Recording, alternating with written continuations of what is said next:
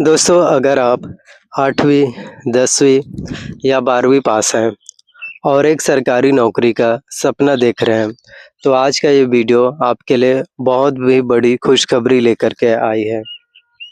क्योंकि आज हम बात करने वाले हैं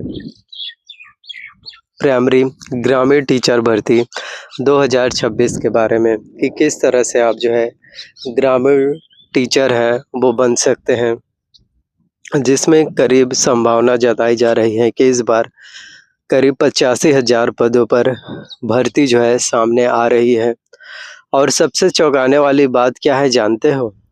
इसमें कई जगह कोई लिखित परीक्षा नहीं होगी, यानी कि अगर आपका परसेंटेज अच्छा है, तो आपका सिलेक्शन सीधे हो सकता है। लेकिन कुछ ऐसी गलतियाँ जिनके वजह से लाखों लोग फॉर्म भरने के बाद भी रिजेक्ट हो जाते हैं। इसलिए वीडियो को पूरा देखिए, क्योंकि मैं आपको स्टेप बाय स्टेप जो है पूरी जानकारी देने वाला हूँ। और अगर वीडियो के बीच में मैं आपको बताऊँगा कैसे बिना एग्ज़ाम सिलेक्शंस होता है और कौन-कौन लोग सबसे ज़्यादा सेलेक्ट होते हैं। तो भर्ती परीक्षा के बारे में, ग्रामीण टीचर पोस्ट के बारे में पूरी जानकारी आपको मिलने वाली है। इसलिए वीडियो को स्किप मत करना, लास्ट तक ज़रूर देखिए, ताकि आप लोग अपना सपना है जो फिर पूरा कर पाओ टीचर्स बनने का, जो आप लोगों का सपना हो। तो सबसे पहले हम बात करते हैं भर्ती क्या है। तो आप सभी के लिए प्राइमरी टीचर्स भर्ती 2026। तो प्राइमरी टीचर्स, ग्रामीण टीचर्स का मतलब क्या होता है? तो ग्रामीण टीचर्स जो प्राइमरी स्कूल्स होते हैं, जहाँ पर क्लास 1 से लेकर के 5th क्लास के बच्चों को जो है पढ़ाया जाता है, उसे प्राइमरी टीचर्स बोलते हैं। छोटे बच्चों को बेसिक एजुकेशन देना। और यहाँ एक इम्पॉर्टेंट बात समझिए, यह भर्ती एक एक ही जगह नहीं होती, बल्कि अलग-अलग राज्यों में अलग-अलग समय पर निकलती हैं। जैसे कि Uttar Pradesh, Bihar, Madhya Pradesh, Rajasthan, Chhattisgarh, all over India.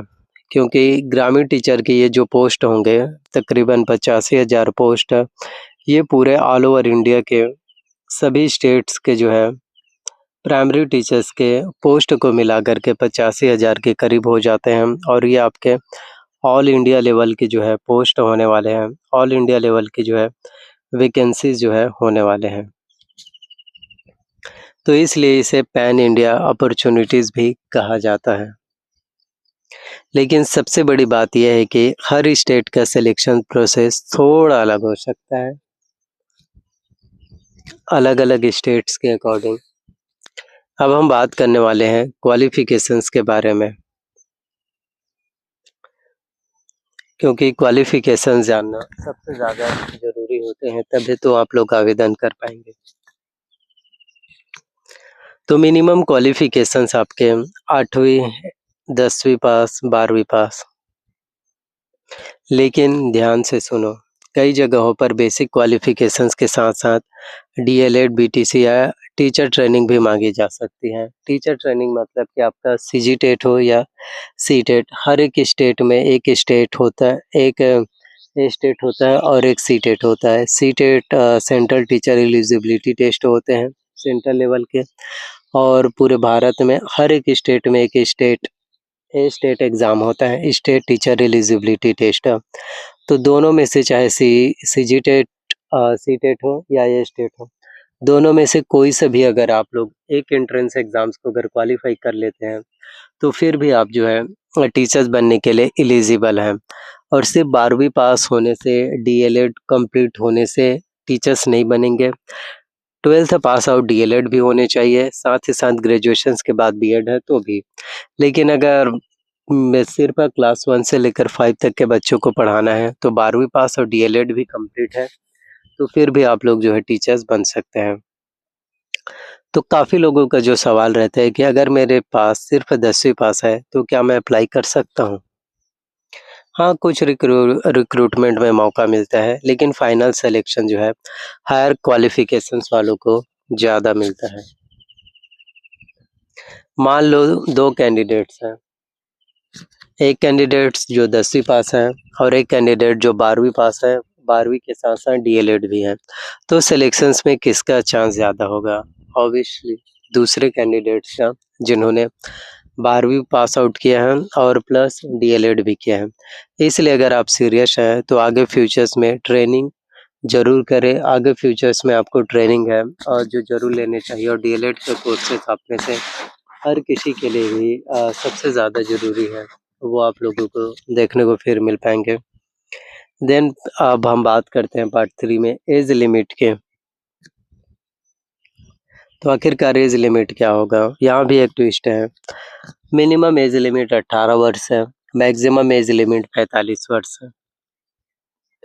लेकिन रिजर्व्ड कैटेगरी वाले स्टूडेंट्स को आयु सीमा में छूट मिलते हैं। ओबीसी वर्ग से हैं तो 3 वर्षों का, एससी और एसटी कैंडिडेट्स हैं तो 5 वर्षों का। तो अगर आपकी एज 42 है तो भी आप जो है एलिजिबल हैं, आवेदन है जो कर सकते हैं। लेकिन बहुत लोग एज कैलकुलेशंस में गलती कर देते हैं और इसी वजह से उनका फॉर्म भी बहुत बार देखने को मिलता है कि रिजेक्ट हो सकता है, रिजेक्ट हो जाता है। फिर है सिलेक्शन प्रोसेस। सबसे बड़ा सवाल सिलेक्शंस कैसे होगा? तो ध्यान से सुनो, कुछ भर्तियों में कोई रिटन एग्ज़ाम नहीं होता, सिलेक्शन बेस्ड होता है। मेरिट लिस्ट है, academic marks, document verifications. Details कैसे बनती है? तो मेरिट लिस्ट कैसे बनती है? आपके मार्क्स जो है देखे जाते हैं, 10वीं 12वीं ग्रेजुएशंस। तो जितना ज़्यादा परसेंटेज उतना ज़्यादा सिलेक्शंस के जो है हाई चांसेस। अगर किसी के 90% है और दूसरे के 60%, तो सिलेक्शंस किसका होगा? ऑब्वियसली कैंडिडेट्स 1 का, जिनके ज़्यादा परसेंटेज है। सैलरी भी 20,000 से लेकर के अगर 40,000 रुपये पर मंथ सैलरी मिले plus PF, pension, job security, सोचो एक स्टेबल सरकारी नौकरी। और एक इम्पॉर्टेंट जानकारी, यह वीडियोस जो है केवल एजुकेशनल पर्पस के लिए बनाए गए हैं। हम किसी भी तरह से कोई भी वादा नहीं करते कि इतने पोस्ट या इतने सैलरी कम ज़्यादा आपके लिए हो सकते हैं, ये एक अनुमानित है। तो ऑफ़िशियल वेबसाइट पर आप चेक कर सकते हैं। और अप्लाई प्रोसेस क्या है? तो सबसे ज़रूरी सवाल अप्लाई कैसे करें? तो ऑफ़िशियल वेबसाइट पर रजिस्ट्रेशंस करने हैं, आपको फॉर्म फिल करने हैं, डॉक्यूमेंट्स अपलोड करने हैं, देन सबमिट करना है।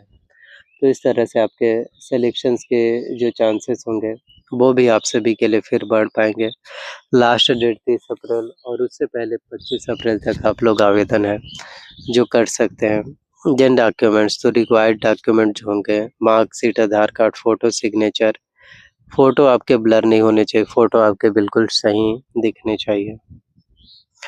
सो वीडियोस अगर पसंद आया तो लाइक करें, सब्सक्राइब करें और कमेंट्स में आप हमें बताइए आप अप्लाई करेंगे या फिर नहीं। Thank you.